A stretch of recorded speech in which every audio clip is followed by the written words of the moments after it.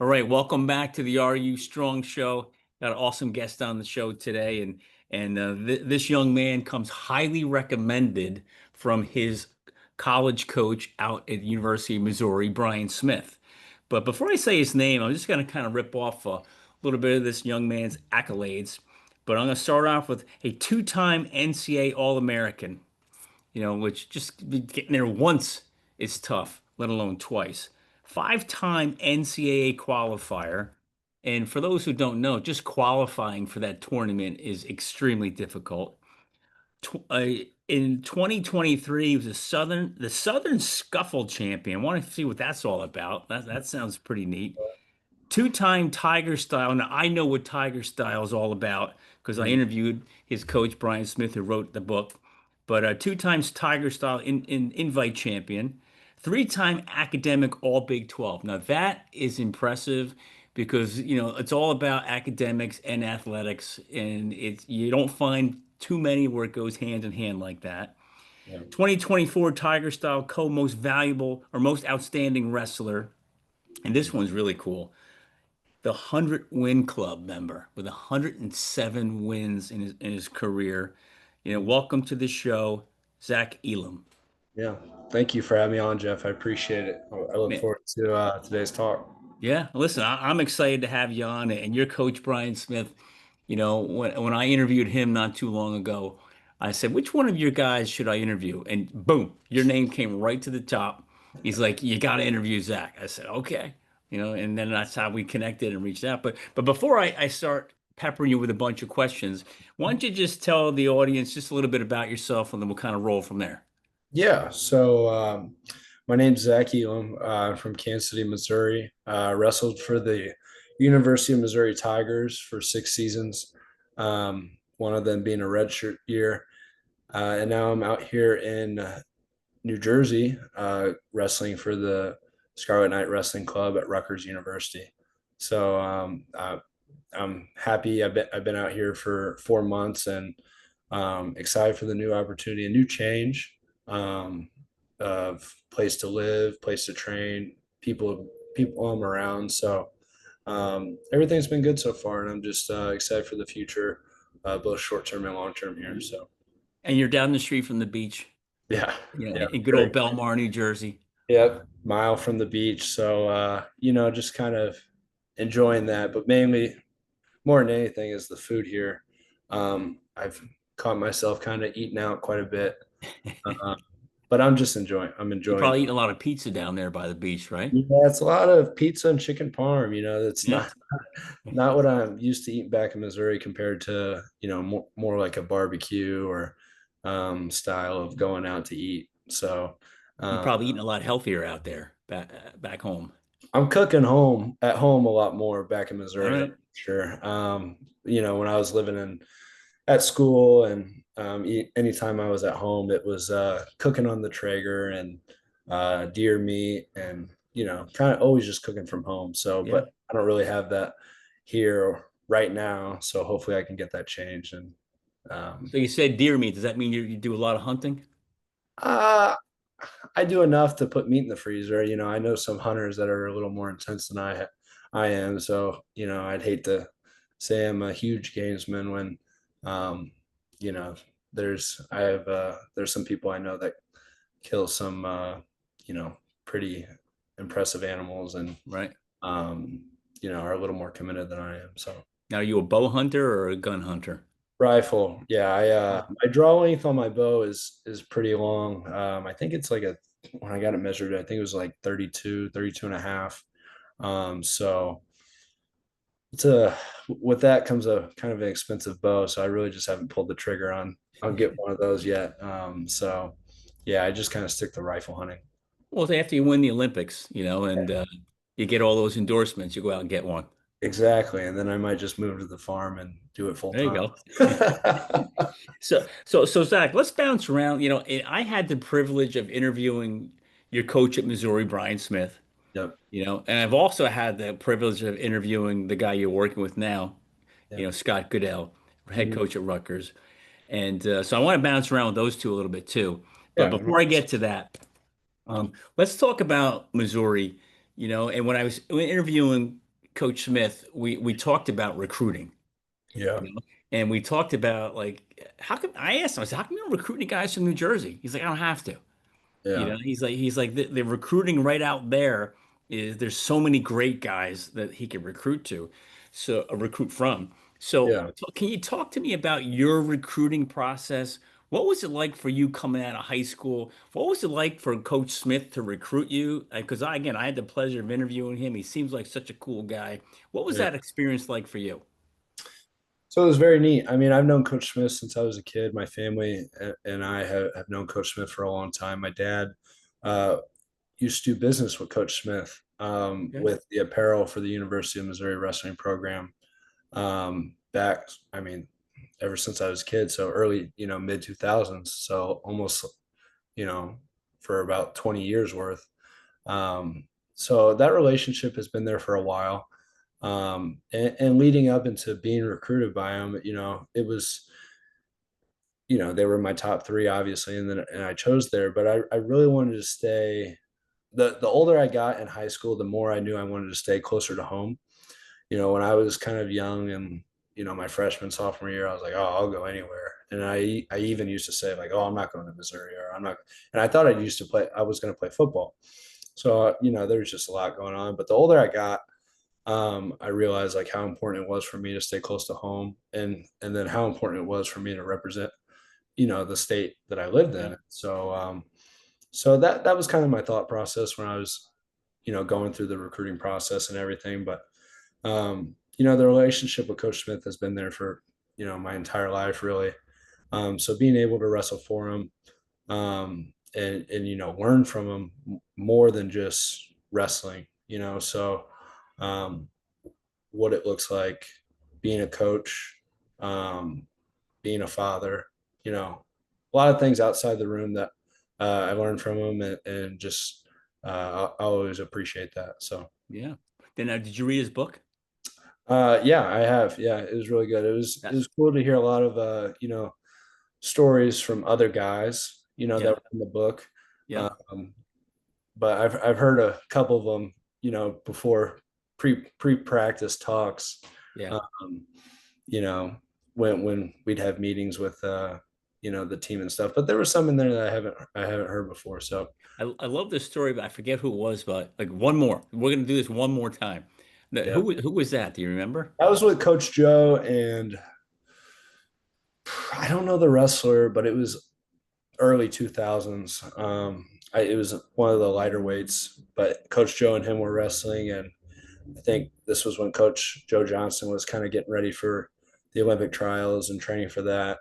And Coach Joe was just kind of taking it to one of our guys, and Smith was just in the room just watching, wasn't coaching or anything. And, they did their live goes, and uh, one of the Mizzou guys just stormed out, ran out, and was, heated. And Joe and Coach Smith were just talking, and this wrestler came back in the room and just yelled, one more. And so Yeah. that's where it kind of all came from. But Yeah. yeah, I don't know who the wrestler was. If Coach Smith told me, it'd probably ring a Yeah. bell. I know it was with Coach Joe at the time, training for Yeah. me. That was that, but his book, I couldn't put it down. Yeah, And it's just that whole his whole story about the how he redid the locker room or the wrestling room, and he like he called it the penthouse, I yeah, think, right? And all yep, just mentally getting people to look at things differently is really his skill, yeah, right? He gets you to look at the negative, the tough things to be more positive, yeah, one you hundred know. percent. Mhm. And which is he intense when he's out there during a match, or is he kind of on the corner, quiet and just watching? No, he's very quiet, very mellow, which um, I kind of enjoy. There's a lot of coaches that, especially we wrestle against, that kind of get hot. It's really easy for him to get hot. And not saying that Coach Smith doesn't get, a little bit heated here and there, but for the most part, he kind of keeps it calm and yells what needs to be said. Yeah, And so I think, uh, you know, it's kind of a different approach than what you see in yeah, college wrestling. Because a lot of the time you see, especially the head coach or someone get, really animated, you know, yeah. when they're wrestlers competing. So They start screaming and jumping around. Yeah, I'm sure you can find a few clips of a few, you know, coaches all over the country Oh wearing yeah. Oh shirts yeah. like that. So, So you mentioned you had other schools that were recruiting you. Who else was recruiting you? What was the difference between Missouri and them? And was it just Coach Smith that in the relationship you had that made you go there? What was the difference? yeah, so my three wrestling schools were Missouri, Oklahoma, and Oklahoma State. That's where I took official visits to. Um, Oklahoma wanted me to go heavyweight. Okie State kind of wanted me to go 197. Mizzou obviously wanted me to go heavyweight. And then I was actually at the time, I was saving two visits for football and kind of hoping that, was holding on to maybe a school like Iowa where I had gone up there and visited three times and they had came down to see me twice, uh, that I was going to go play football there. So I was still kind of What holding position football? Tight end? tight end. I played tight end, defensive end, and a long snapper. Okay. In high school, um, and we had a very successful high school team my junior and senior year, and even my freshman sophomore year. But I wasn't playing much then. I was more in my junior senior year. So, um, yeah. So it was just trying to balance between those two and ultimately come down to a decision because wrestling signing period was in November. Um, of your senior year, and football's early signing period was January, I believe. And Right. so I was seeing a lot of guys commit, and for football, all over the country at these Power Five schools, and I'm like, am I kind of missing the ball here? Like, I'm not really hearing a lot from them. And Iowa ended up wanting me to just walk on. So I just kind of thought to myself, I love both these sports to where I don't know if necessarily I want to put myself kind of like in the financial burden to, Yeah. um, take the football route, which, that was just kind of my decision at the time. But yeah, so then it kind of made it easy decision to choose wrestling. And then I knew I was going to choose wrestling, I kind of let all those coaches know. And then, they were all like, oh, we got to get you. And, there was like some revised offers, and all this and everything. And so, but ultimately what it came down to is just kind of sitting and talking with my dad. And, he just pointed out, he's like, hey, listen, if you go to University of Missouri, you're 2 hours from Kansas City, 2 hours from home. You're an hour from, my dad's side of the family's mom, my grandma, and my aunt and uncle, up in Macon, Missouri. And so, I was just kind of thinking to myself, like, man, I really kind of want to still stay close to home where I'm at in my life. Yeah. So it just kind of made it easy in that sense of wanting to be near family. And then they can watch you wrestle. Exactly. And, I was fortunate enough to wear my Nana and Papa, you know, outside my mom and dad. My Nana and Papa on my mom's side, they got to come to a couple duels, a couple home duels. I had a couple cousins that came to a few home duels. And then I was lucky to get my grandma to come down for a duel. And I'm going to butcher this, but I'm pretty sure she's 88 years old. So Okay. at the time, I think she was 86, 87. Um, and then, it was pretty sweet to be able to have them come down and watch me I'm compete. gonna guess when all these people came, you won. I think I so. hope. I hope. I don't know. I don't keep track too much, but I think so. Yeah. So, Yeah. um, they were all for home duels. So, Yep. if I had to take a good guess, I probably did. All right. All right. So as a freshman, tell me what that's like. You come in as a freshman, you're with all these guys. Some of them might be there 4 or 5 years, right? They're Yeah. 22, 23 years old. You're an 18-year-old kid, and you come in and boom, you're right in the beginning, right in the lineup. But tell me Yeah. about that. How was that? Was there a wrestle off? Did you have to beat the guy, or did you just come right in and you had a spot? Yeah, kind of. So I walked into a room at University of Missouri, and there was there was five other heavyweights. So I was the sixth heavyweight. At which you look at any college program in the country, I promise you're not going to find a room that has six heavyweights. It was insane. So Now, how heavy is heavyweight? 285. So 285 and up, or that's the most you Below. can weigh. Yeah, that's the most you can weigh. 285 and below. So how much were you weighing at that time? I came into college at my physical, and I remember it clearly. stepped on the scale with Bus Tarbox there, our team doctor, and I weighed 213. So I was pretty light. I needed to put on a few pounds. And our strength coach at the time, Mike Larson, was able to help me do that pretty quickly. But it took me a while to get to the real kind of goal weight I wanted to be at, and it probably didn't take me until my fifth and sixth year of college to be where I needed to be at to wrestle heavyweight. So And uh, what weight is that? I weighed around like 245 to 255 when I competed Okay. my last couple years. And then before that, I was pretty much under like that 235 for most of the time. So it definitely made it hard, and it definitely made, you know, the season's a little tougher on the body just because of Yeah. how much you're competing against guys that, you know, are 25 to 45 pounds bigger than you. Yeah.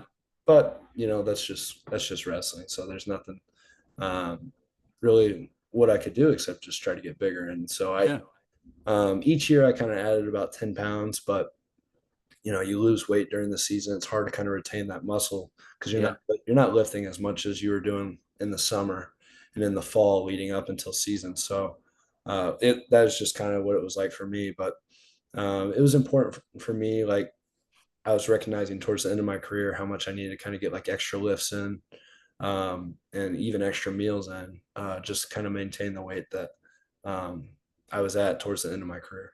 Yeah. And that's the only weight class where you're allowed to eat, right? Yeah, Everybody else is cutting 10, 20, 15 pound, whatever. exactly. Exactly. Yeah, it's I don't know how those guys do it, Zach. They walk around starving all day long, yeah, it's and then they got nuts. to go to practice and go to class. Yeah, yeah. I'd say it's definitely a little more how to put, I guess, studied, or the way it's done now is way differently than it was in the past. So Yeah. I mean, even our guys here at Rutgers, we have our dietitians, they're stepping on the scale to see how much water they've lost before and after practice. And so, um, it's such down to a science to where these Yeah. guys, are basically doing portion control and eating the right things to be able to perform at, a weight 20 pounds less than what they are in the summer, Yeah. so for 8 months out of the year. So Yeah. it's, the way our guys handle it is pretty awesome. So Yeah. So what did you learn as a freshman? You come in, you're a freshman, you're way underweight, let's say, for lack of better words, right? And you're in there. What you learn that you brought with you for the next 4 or 5 years? um, I mean, other than just wrestling, I'd say the biggest thing is just competing and loving to compete. Right. I learned real early on that how much of a privilege it was to just even toe the line and compete for the university I represented. And and I still carry that with me today. I haven't wrestled in a couple years other than an event or so, just dealing with some, you know, uh, training and resting of the body, but also trying to, get into hopefully wrestling for Team Italy for freestyle. But, we'll see what that looks like here towards the end of the year. But, um, so I think it's just loving to compete and being appreciative of the grind of what college wrestling is.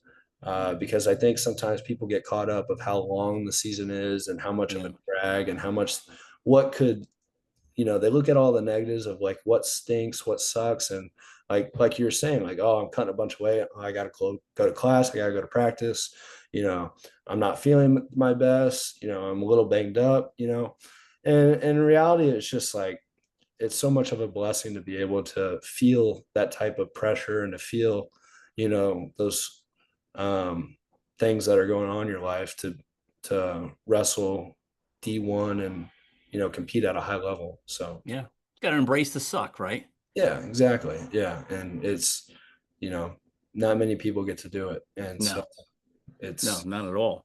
yeah. So that's So I don't mindset. know if I read this right, but in 2020 you redshirted, Correct. Yep. right? But then you were training for the Olympics back then, or So yeah, I mean, I was trying to, qualify for the Olympic trials, and basically my focus was, that. But I was also coming off of shoulder surgery, Okay. um, that I really just did not have much confidence in, that kind of that whole redshirt season of coming back and getting healthy with that. So it was kind of a mixture of just wrestling in open tournaments and also trying to qualify for the Olympic trials. And I did end up doing that. I took eighth at the U.S. Open, where you had to place top six.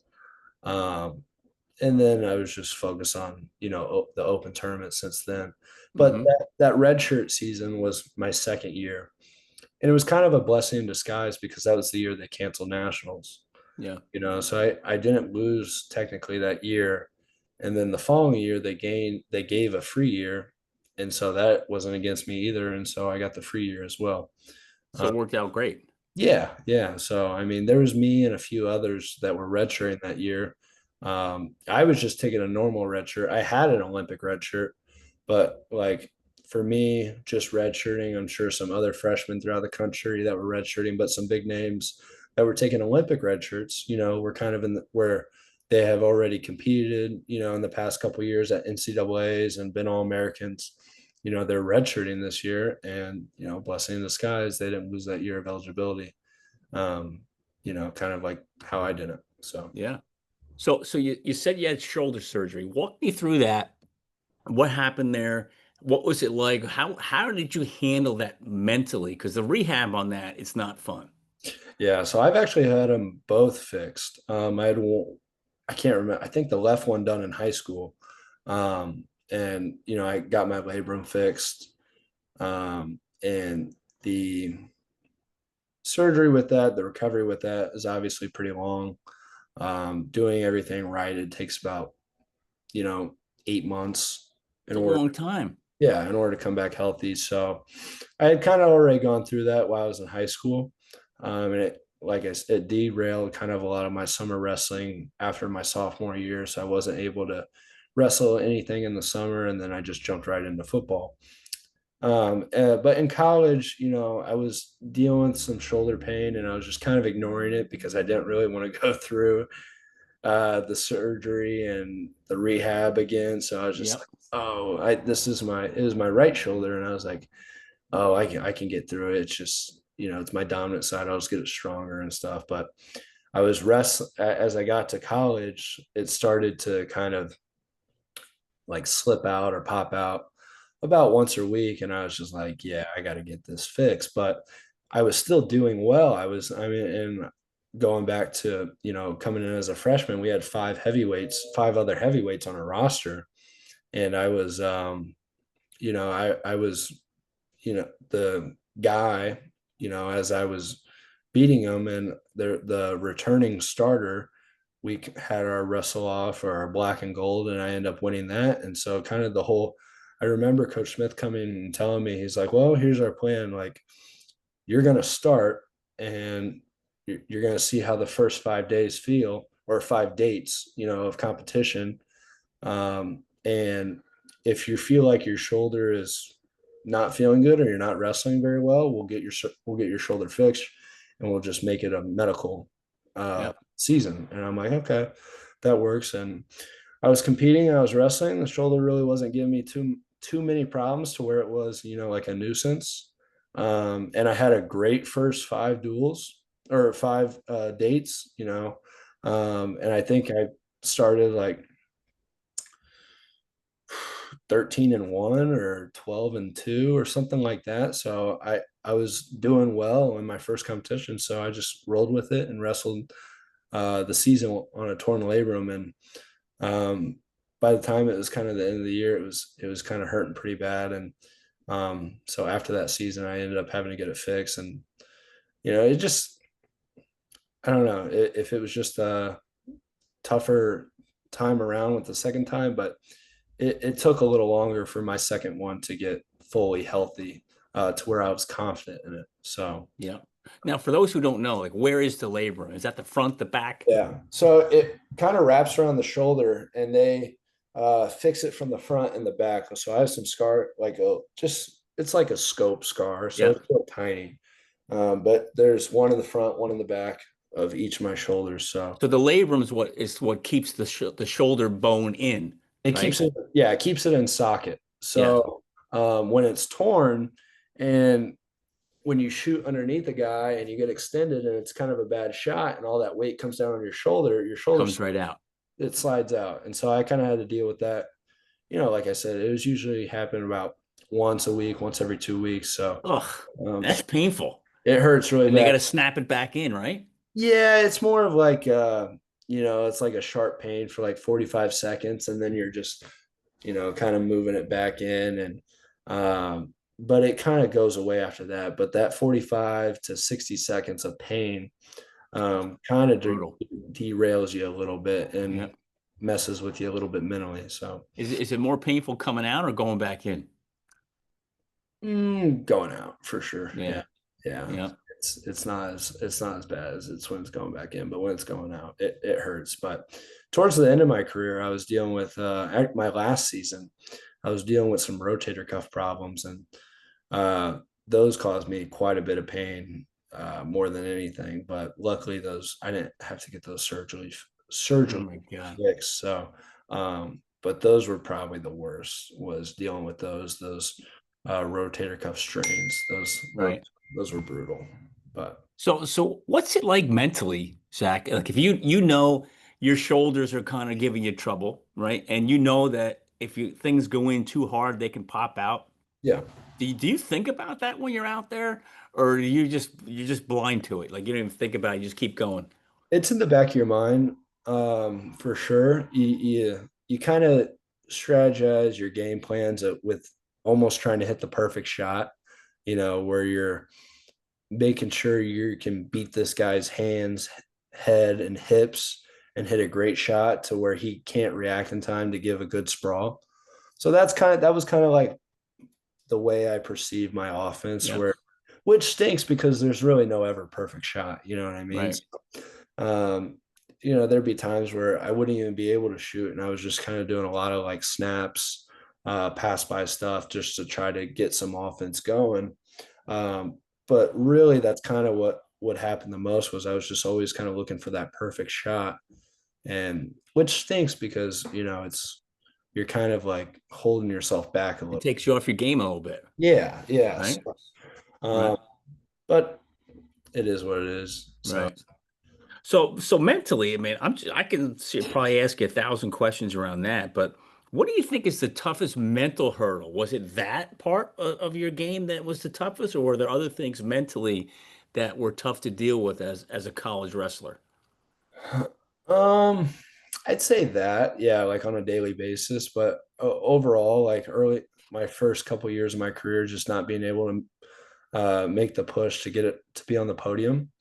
I lost in the round of 12 twice, had a bad loss in the round of 16 to where I was winning and ended up getting thrown and pinned. And so, I was always right there where I was one match, two matches away from being on the podium. And I think that kind of was like the thing that was eating me up the most throughout my college career. Just because, I had my brother on the team, and um, more than anything, we were wrestling together. So I wanted to, it just kind of felt like failure when he was, not, I wouldn't say achieving his goals because we all want to be on top of the podium, but he was on the podium and being an All-American, I still wasn't. And so I just kind of felt like I wasn't doing my job as an older brother to share our achievements together. And so that was kind of where my mindset was for my first 3 or 4 years of my career. And what weight class was he? He was 197, so he was one below me. So it was, when we were in duels, we'd always start at 125, and so we would always end with my brother and I wrestling. So it was pretty nice. That had to be pretty cool, huh? Yeah, it was awesome. I mean, it was definitely the highlight of my college career. So um, I don't think Coach Smith told me that your brother was there with you. well, my brother just ended up transferring to Iowa State this season for his final season. So All right. He's there now. He spent 5 years at the University of Missouri, and he spent his last year at Iowa State. So Now, uh, what made him transfer? Any reason? Is just something different? I think he just needed a change. We were talking about injuries. He's dealt with injuries probably more than anybody. He's had a low back surgery. He's had a Okay. surgery, and he's had a knee surgery all in an 8 month span. Oh my God. Yeah. So to say he's gone through the ringer is, an understatement. So I think he just kind of needed and a change of a lot of things, where it was like his training, um, Yeah. and everything, his rehab, and just so I think it was probably the best thing for him, Yeah. So Another big time wrestling school. yeah, yeah. And no matter how the season goes, I think it was the best thing for him. I just hope he can stay healthy and finish the year strong. Yeah. And make a push towards being on top of the podium because Yeah. he's been right there. Now, Um, do they wrestle Missouri? they do. Yep. They'll wrestle All right. Missouri in February at Iowa State, I'm pretty sure. All right. So that's going to be kind of different. Yeah, I'm sure it Yeah. will. But you got to put in a good word to get your brother on the show. Yeah, yeah. I'm You sure know? he'd love to. Yeah, he's Yeah. been. Love to have him. That'd be cool. I should have had the two of you together. That would Yeah, have been cool, huh? yeah, yeah. He Maybe we'll do that in the future. Get you we both should. on. Yeah, Once you no, win the Olympic gold medal, then we'll get you both on. that's fair. I'll take that. Right. 2028. Right. So this I read this. I'm like, this is how do you do this? How do you pin someone in 9 seconds? Yeah. It takes you 3 seconds to walk across the mats, to touch the guy. Yeah. No, that was our duel out on the softball field. It was our first duel of that season. And it was against Lindenwood University, which unfortunately no longer has a wrestling program, but they were really historic D2 program, very good D2. And they were going to make the jump to D1. So that's why we were competing against them. So they were wrestling a D1 schedule. And then just a few years or a year or two ago, they ended up deciding to stop their program because of funding and stuff. So, but it was a real fun duel. You didn't even sweat. No, no, it was a little chilly out there too, so it was kind of hard to sweat. But Coach Smith kind of came to me before and was like, "Hey, like I want you to get a couple takedowns, before you can, pin them and get off the mat." And I, I just was like agreeing with him and stuff. I was like, "Oh yeah, sure, sure." But when I So was a he's basically saying toy with him a little bit he's just and saying then like pin him. he's not toy, but he was kind of saying like, hey, work on your offense, get a couple takedowns, and then work for the fall, kind of be on the mat for a little bit. And I was just like agreeing with him, like, yeah, okay, I'll do that, sure. But in the back of my mind, when I was a kid, I was about 8 years old, and my dad took me to, I don't think my mom was there at the time, but it was just me, my dad, and my brother, maybe. But it was a tournament up in Marceline, Missouri. And I was 8 years old, and it's just a small rinky dink tournament. And, I was kind of decent for a little kid.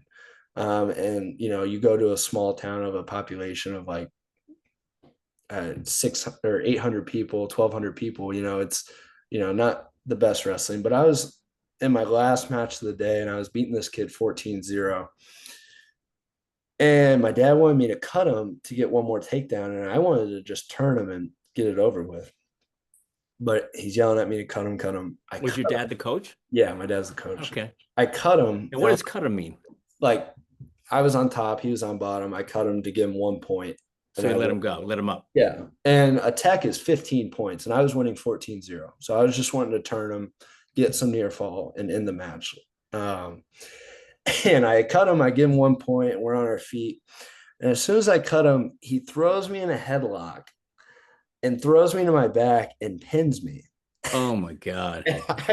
I told my dad, a few years ago, I was like, that was the closest I came to ever wanting to quit wrestling. Like I was just miserable. That kid, I still ended up winning the bracket because it was a round robin, and this kid Right. lost to everyone else, but he pinned me, but I had still, beaten everybody else. So he just caught you. He just caught me, but it was, it was just, it happens. But What'd you say to your father? You I scream was, at I don't know. I was 8 years old. My dad didn't even like, he wasn't even mad or anything. He was just like, no way that him? happened. I remember we laugh about it to this day, but to that day, since that day, I've never like gone for a tech or anything, or, as soon as I can get on the mat and get off the mat as quick as possible, that's kind of been, my MO. I always just looked for the fall, Right. because I didn't want that to happen again. Where So you were carrying that. yeah, that's kind of always been ingrained in me. So Now, so did the place go nuts? 9 seconds, it's over. Like, are they yeah, going crazy or what? I mean they're cheering as much as they can. I don't know. I just kind of I got on, got off, shook hands with the other team, and that was it. It was just a cool atmosphere, Yeah, being at the softball field. But at the time, I wasn't like trying to break any record or anything, and it just happened. So, um, and I so it was a yeah. pretty cool moment. Is So there an NCAA record for the fastest pin? I don't know. I'm sure there is, but I know they keep track of like fastest pin and fastest tech when it comes to the national tournament. Right. I'm not sure about in season. So Because I mean, how much faster can it get? yeah, I don't know if there's a video of it, and I actually had him like if the ref was behind us, and then he had to come all the way around to slap the mat. So that was probably like another 1 or 2 seconds to where he had to come all the way around because Yeah, I had the guy on his back for the entire time, but it was still a cool moment, and yeah. it was fun All right right. in the duel. Something you'll never forget, right? Yeah, it was sweet. All right, let's go to Coach Smith, Mhm. right? You know, he's got one of the, from what I've, my homework and what I've done, probably one of the best programs in the country, Yeah. right? You Mhm. know, talk to me about, and I'm going to put you on the spot. Talk to me about your relationship with him. What was it like? You know, you're there a long time. You got to know him really well. Your family knew him, but Yeah. what did you build with him? Yeah. I'd say probably, I don't know. I don't want to speak for everybody, but I feel like out of the guys on the team, I always thought that I felt like I was the closest to Coach Smith. There was times where we just go on car rides from, uh, I remember when we wrestled at Okie State, he had to go drop off the one of the rental cars or something in Oklahoma City or something, and we had just rode together just to talk about the weekend and the duel, and it was just me and him, and so I think of times like that, or of like when we were traveling, sometimes I'd be bored and I just go up and go see what he's doing, see what book he was reading at the time, and just talk to him, and pick his brain a little bit. So I valued our relationship, and I still do to this day of I felt like I could go to him about anything and everything. You know, And like I said, it was just a lot of stuff that was more of outside wrestling and how to be a good leader.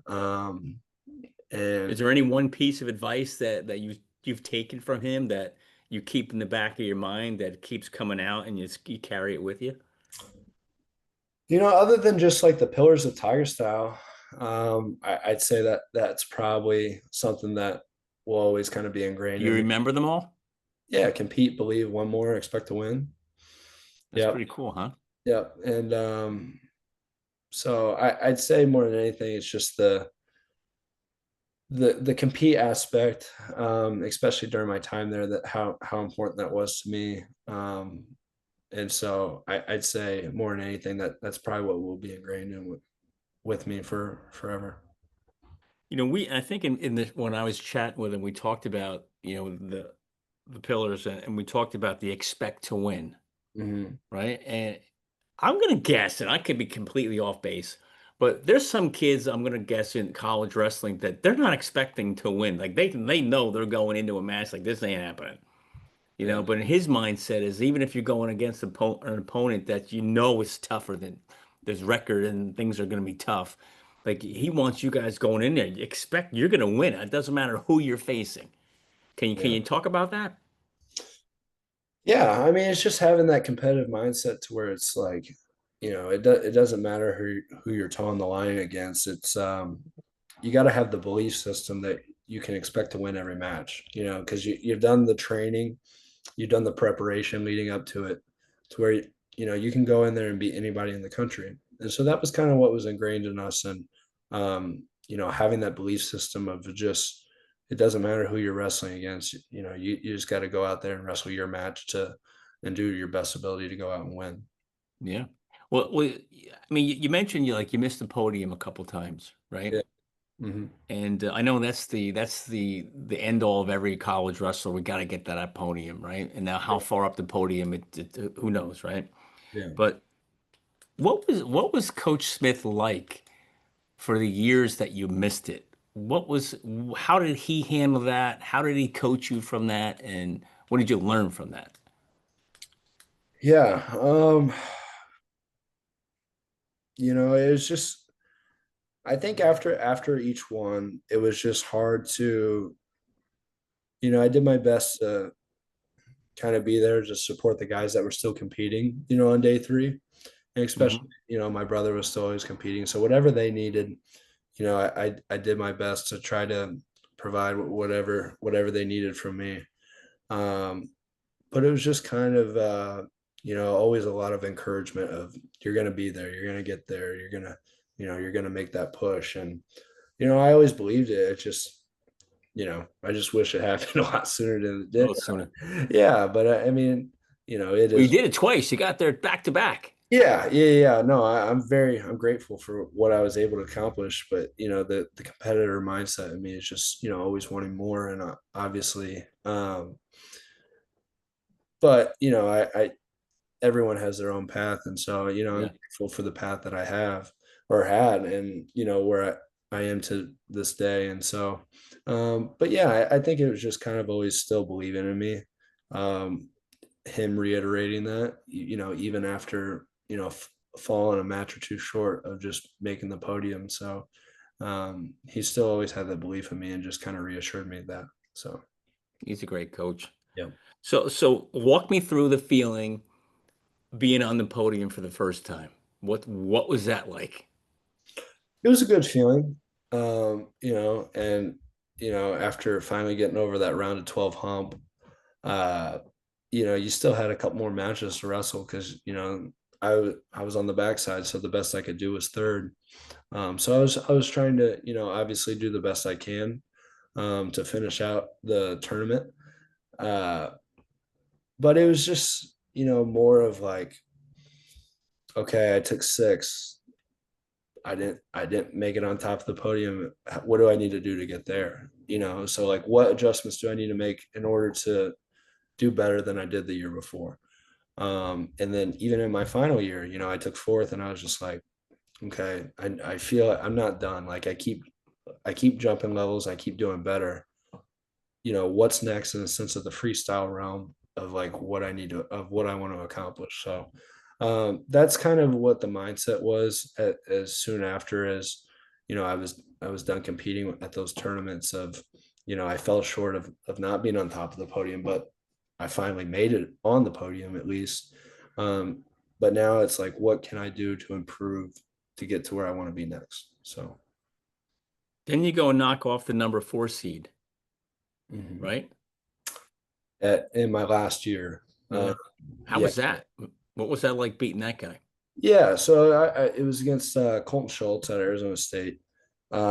He beat me twice in my career leading up into that match, and he's super tough to wrestle. He's a big body, and our Greco World Team member, representative for USA, and so he's very dangerous upper body, um, and just super tough to wrestle. Some of the heaviest hands I've ever felt, pulling on my head and everything in between. But um, just going in the match, I just kind of I got more belief as the match went on, that I was going to win that match. Not that I didn't have any prior to the match, but as I was out there competing and wrestling hard and kind of feeling where I was doing really well at, which was wrestling on top, was I was like, okay, I'm going to win this match.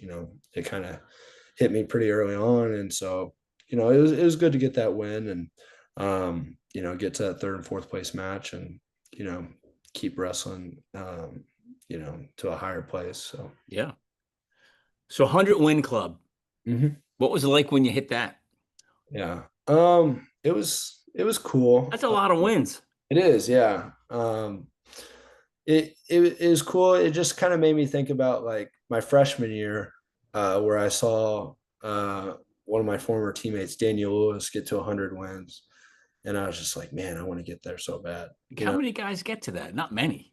Mizzou's has had a few. I don't, it's somewhere out there. I don't want to put an exact number on it, but I think it's 20 or 30 guys that have gotten to 100 wins. So, um, you know, it's like I said, seeing in my freshman year, seeing my teammate Daniel Lewis get there, it kind of like made me believe like, okay, that's what I want. Like that's what I Yeah. want to do. And he had a very successful career, so I was doing my best to try to follow in his footsteps of wrestling wise, of trying to be like him almost. So. Yeah. But yeah, when I saw him do that, I was like, oh, that's something I want to accomplish sometime in my career. And you finished at 107. 107, yeah. Yeah. That's a lot of wins. That's a lot of wins, Yeah. you Yeah. know? So explain, like, and I don't think the audience understands this, Zach, is how many wrestlers are at the D1 level in your weight class around the country? So there's probably, I mean, there's 78 Division I colleges that have, starting heavyweights. So starting heavyweights, there's 78. How many heavyweights on our team on a team that ranges anywhere from probably about 2 to 4. So There's 300 guys maybe around the country. there's probably about, we could probably say about, yeah, 250-ish heavyweight Okay. country How that many guys? wrestle D1. Okay. How many guys make the tournament? 33. So out of 300, 250, 300, 33 make the tournament, Yeah. Yeah. right? So that Yeah. that that cuts out tons of people, Yeah. right? And then from there, how many guys actually make the podium? 8. Eight. 8. So Yep. think about that. Eight. And so those eight guys are all Americans, Yep. Yep. right? Those Americans. Yep. Eight out of 250 to 300 guys make that podium. Yeah. Yeah. So So the odds are like nothing. yeah, it's pretty small, but um, you wrestle at a program like Missouri or even like Rutgers, you expect that out of yourself. You want to be, competing for a national title. You want to be on the podium and be an All-American for your university. So when you're wrestling at high level programs like Missouri, Rutgers, you expect that out of yourself. And so um, that's kind of the mindset that you have throughout your entire college career is like, I want to be on the podium every time, and it doesn't happen. It's a very hard goal for, and a very hard thing to do is to be on the podium every year if you're in college. But um, that's still the mindset and the determination of what it needs to be when you're at schools like Yep. Mizzou and Rutgers. So, Is there one guy that you say like who was the toughest guy you ever wrestled? um, I've wrestled some tough guys. I had a match against Gable Stevenson, who's an Olympic gold medalist. Yeah. He kind of took it to me a little bit. Um, and then I've had 3 matches with Wyatt Hendrickson, Yeah. who's also, made a world team as well. So those guys I've been able to toe the line against, and I've wrestled guys like Greg Kirklevitt. We never wrestled in college, but we wrestled freestyle to make a world team. I wrestled Mason Paris growing up, um, throughout youth and high school. So Anthony Cassiope was good, Lucas Davison, guys like that. I was really fortunate enough to be able to wrestle with a lot of athletic heavyweights that were around my age, and not only from, while in college, but also in youth. I was fortunate enough that my parents, my mom and dad, took me, my brother, and my sister to travel the country, for our sports. and compete, all over the country. So I had seen a lot of these guys just at a younger age, and so it was very cool to be able to compete against them, you know, while we're kids and Yeah. at a high level in college. So So the wrestling community is it's like a fraternity, right? I mean, you guys are wrestling each other all year round, tournaments, traveling the country. What's it like when you face these guys? Do you build these friendships with them too, or is it just competition and we don't talk to each other? heavyweight's a little different. Heavyweights, it's a little more friendly, I'd It's say. because you don't have to starve yourself.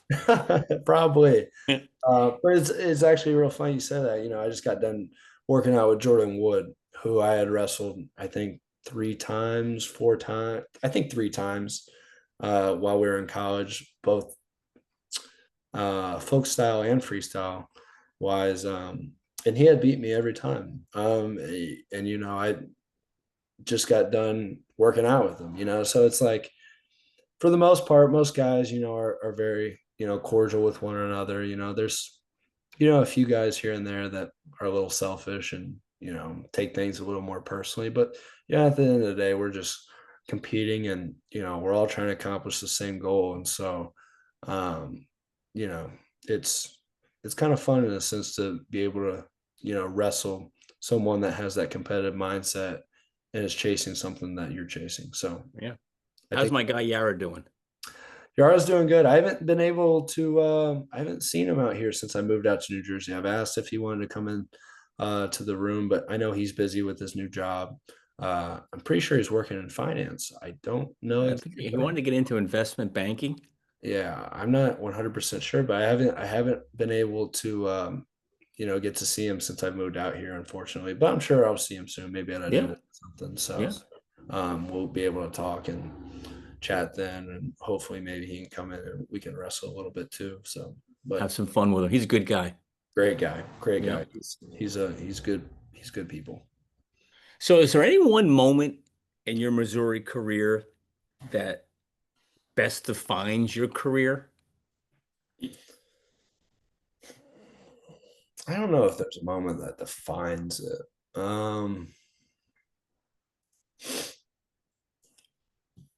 I think for me personally, um, that just a lot of people didn't know was when we were getting ready to wrestle Illinois my senior year. Um, and I had really messed up my shoulder bad like the week before against Air Force and also in training. And I was not able to raise my arm at all. But we were wrestling Illinois on this stage in St. Louis at this theater, and it was a very, very cool venue. We had a great showing. A lot of fans came out. It was awesome. And Smith did not want to wrestle me just because of the injury. And I wanted to compete more than anything because I was never going to wrestle in something like that again. It was a very sweet venue, just old theater. Crowd, it was packed. It was sold out, and um, I ended up convincing him like 30 seconds before I ran out of the tunnel to let me go wrestle because he said I wasn't going to go wrestle. And I'm trying to convince him just him sitting in the coach's chair. And I finally convinced him. And then I ran out of the tunnel and went to go wrestle. And I won that match and went to go wrestle that. I didn't wrestle great. But I went to go win. I got a win over a rink guy, and I wasn't feeling 100%, but I still went to go wrestle. And so I don't know if a lot of people knew that, but it was just something for me that I was kind of proud of that, kind of no matter how I was feeling. It's like you're wrestling with one arm.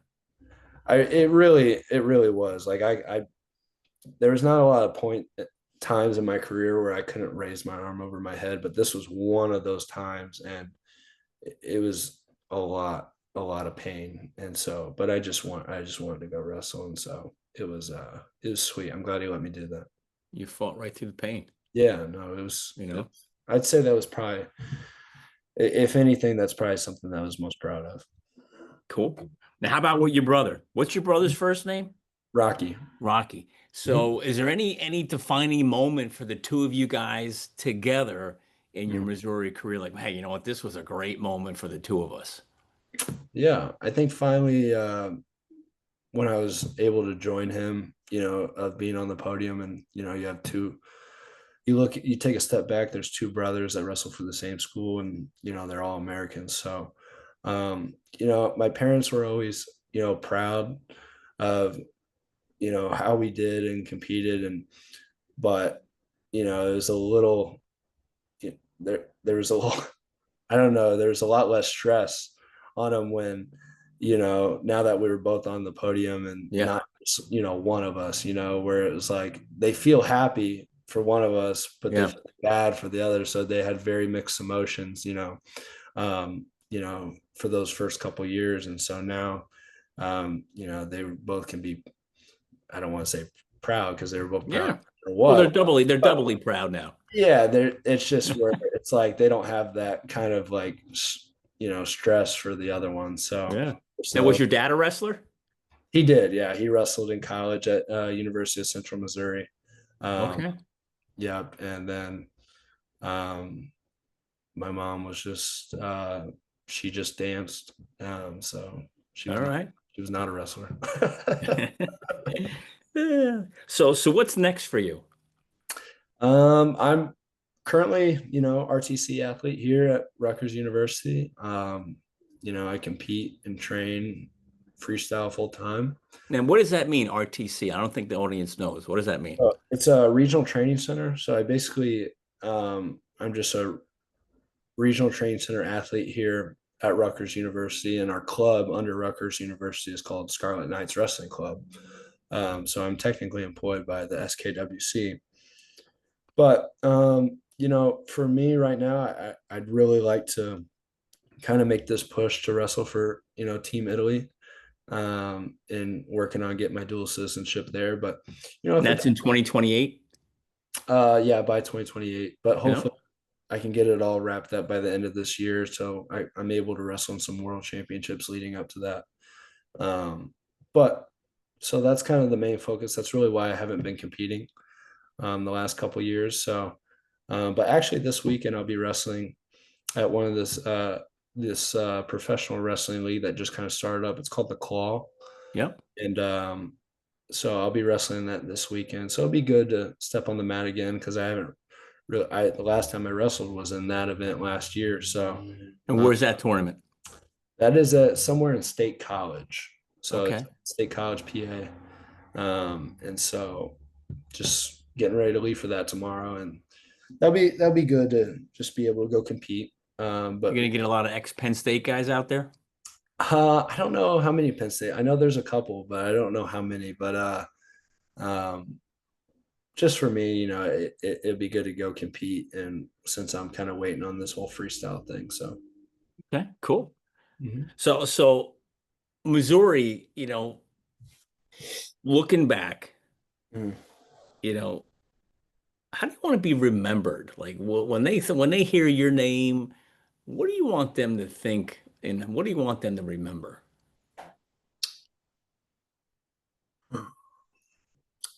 I guess the fact that I just love to compete and that I was always, you know, fans were always able to watch me. Uh, I never really kind of sat out of duels. I was fortunate enough to never have like super bad injuries that would keep me out. Um, but I guess just the love of competing, and um, I don't know. I really hope I did enough to be able to be um, kind of remembered with my brother. So in that sense of just like when they think of either one of us, they think of the other. So I think that's probably the kind of the legacy I'd rather have, was just being thought of that we both did it together, and so maybe Yeah.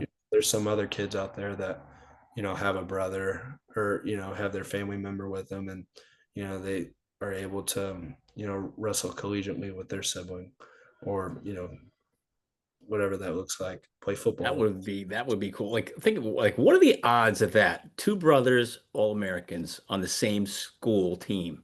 Yeah, Does that happen before? yeah, it happens. It actually kind of happens more than you think. Really?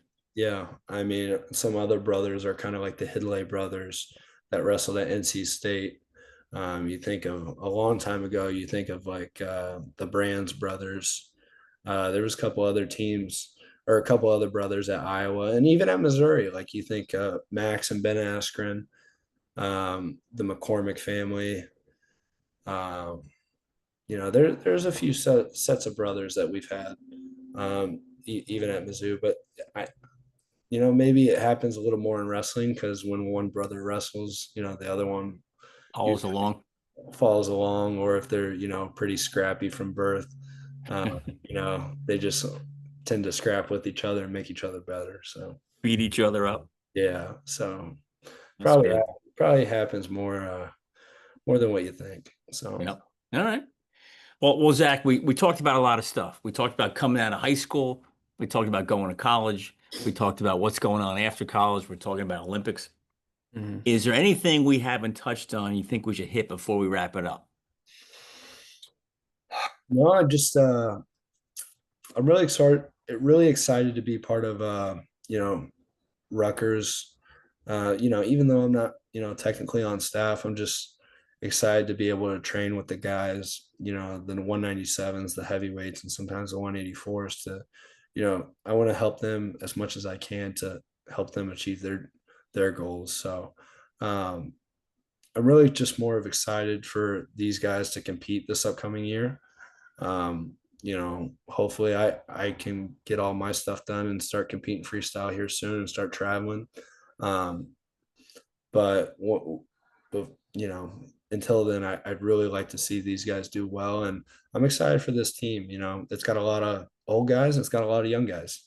And I think there's going to be a lot of exciting stuff that'll happen for us when it comes March, and I'm really just excited to be part of this program, and really looking forward to when March comes around and these Yeah. guys come. So Well, Goody will get them going. he will, he will. Definitely get them going.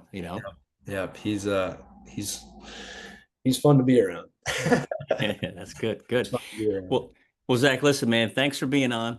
Mhm. Really appreciate it. And I'm excited for your future. I wish you nothing but health. Thank Health comes first, right? you, sir. And then it's exciting that you'll be, had a good shot at wrestling in the Olympics for Italy, which would be a lot of fun to watch, and love to see you win that gold medal. Yeah, I appreciate it, Jeff. Yeah, me too. I'm that's definitely the ultimate goal. So Well, we'll be looking for you out there on the mat. And how I always end these shows, I just tell everybody, stay strong. I love it. Are you strong? That's it. Yes,